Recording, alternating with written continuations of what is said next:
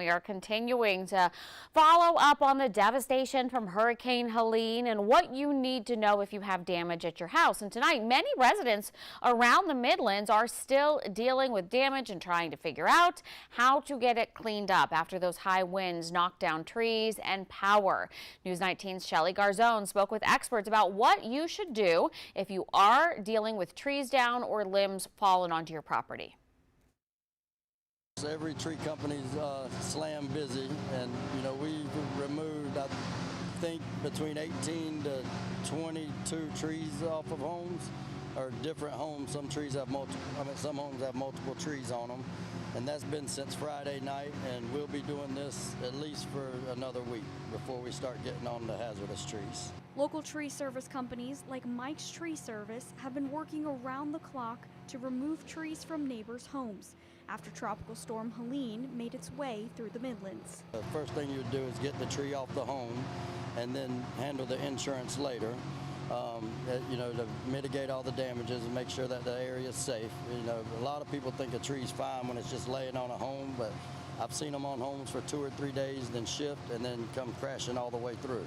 So, if a tree falls on your home, the best thing to do is get it off as fast as possible. Insurance agents like Craig Plank say it's important to know what you're responsible for when it comes to tree damage. It doesn't really matter where the tree started, it's where it ends up and lands is where the insurance would take care of it. For example, if your neighbor's tree falls on your property, on your premises, on your roof, it's going to be your insurance that will take care of the roof damage, the tree removal.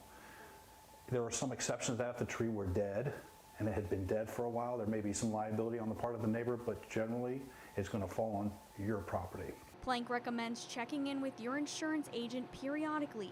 He says not to wait until a major storm to know what your insurance covers. Most commonly, people don't know what their deductible is.